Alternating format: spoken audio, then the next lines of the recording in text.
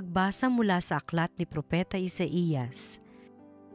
Ang ulilang lupaing malaon ng tigang ay muling sasaya, mananariwa at mamumulaklak ang ilang. Ang dating ilang ay aawit sa tuwa, ito'y muling gaganda tulad ng mga bundok ng Libano at mamumunga ng sagana tulad ng Carmelo at Saron. Mamamasda ng lahat ang kaningningan at kapangyarihan ng Panginoon.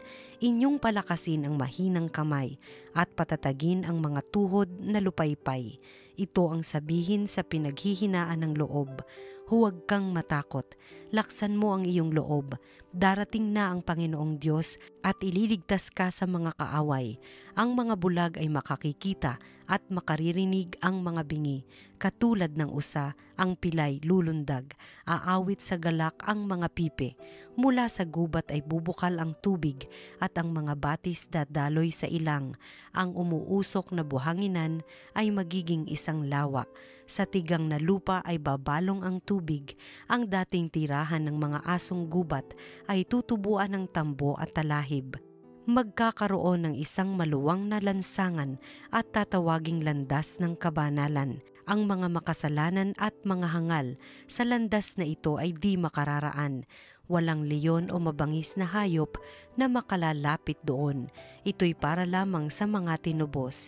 Ang mga tinubos ng Panginoon ay babalik sa Jerusalem. Masiglang umaawit ng pagpupuri.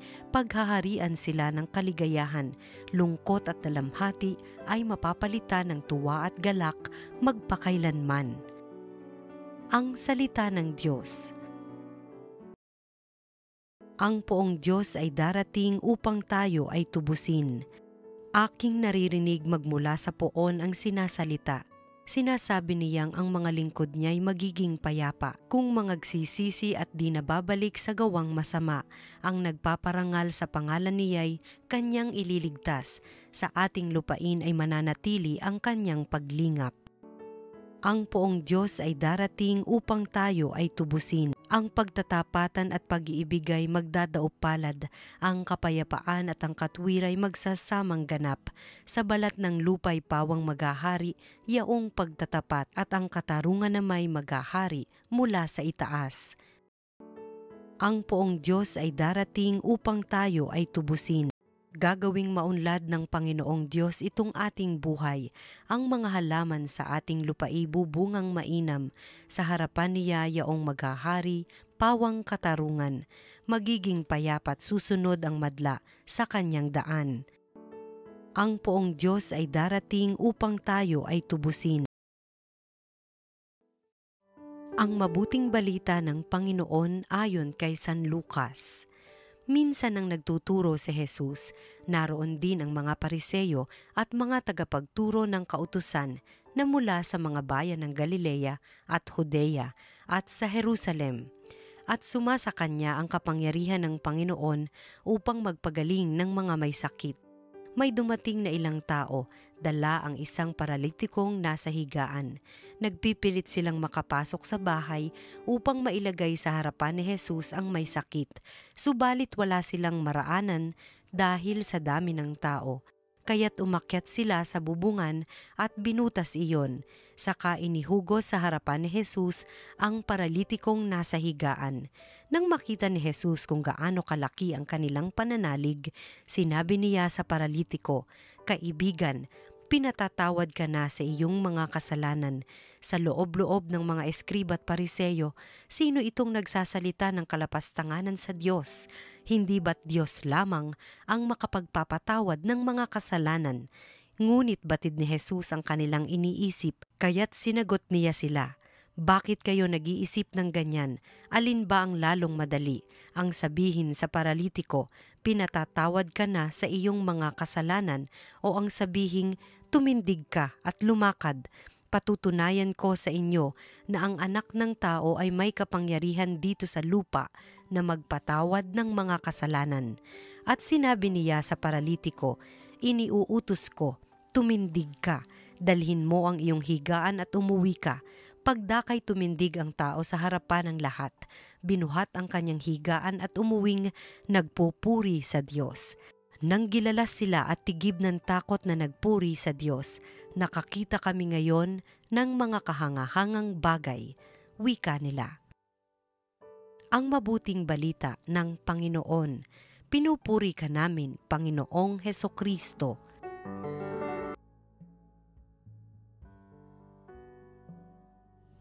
Maganda ang sinulat ni San Pedro sa ating ngayong araw.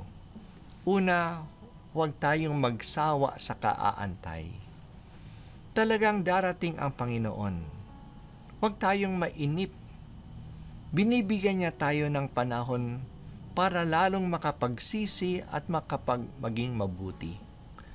Pinahahaba pa niya ang pisi, hindi dahil sa pabaya ang Diyos, kundi upang pagbigyan tayo ng pagkakataon. Kaya huwag tayong mainip. Sa halip, mas magsikap na may pagkakataon pa para magbago. May pagkakataon pa para gumawa ng mabuti. Pangalawa, italaga natin ang ating sarili upang mamuhay ayon sa kalooban ng Diyos samantalang inaantay natin ang araw ng Panginoon.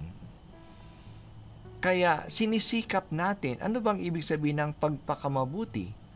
Na maging kalugod-lugod tayo sa Diyos habang inaantay natin ang Kanyang pagdating.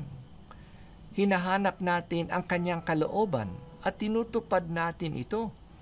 Ito yung tunay na pagtanggap sa Kanya, na ngayon ay tinatanggap natin ang Kanyang kalooban. At pangatlo, may pangako ang Diyos. Naghihintay tayo ng mga bagong langit at bagong lupa na pinaghaharian ng katarungan. Yun po ang inaantay natin. Bagong kalagayan, bagong langit at bagong lupa. Bagong kalagayan kasi ang mamamayani ngayon ay katarungan na at katuwiran. Huwag tayong mawala ng pag-asa. Kahit na nakikita natin na parang hindi ito nangyayari, na parang masama ang mundo. Sa halip, patuloy tayong mag-antay. At habang nag-aantay, sikapin natin na mamuhay ng mapayapa, nang walang dungis at kapintasan. Yan po yung sinabi ni San Pedro sa atin. Mabuhay ng mapayapa, walang dungis at kapintasan. Ang gabay sa atin sa pag-aantay na ito ay si Juan Bautista. Ang panawagan niya ay pagsisisi na nangangahulugang tibagin ang pagmamalabis, punan ang pagkukulang, ituwid ang liko-likong landas, patagin ang butas-butas. Ano ba ang dapat nating tibagin? Ano bang dapat nating punan? Anong dapat ituwid? Anong dapat patagin? Kaya, ang pagmamalabis ay dapat tibagin. Ang pagkukulang ng katapatan, pagkukulang sa pagmamahal ay punan na natin. Ang mga liko-likong landas, yan po yung liko-likong dahilan na ibinibigay natin sa masamang buhay natin, ituwid na natin. At ganoon din, patagin na ang butas-butas, ang mga pagkukulang natin, patagin na natin.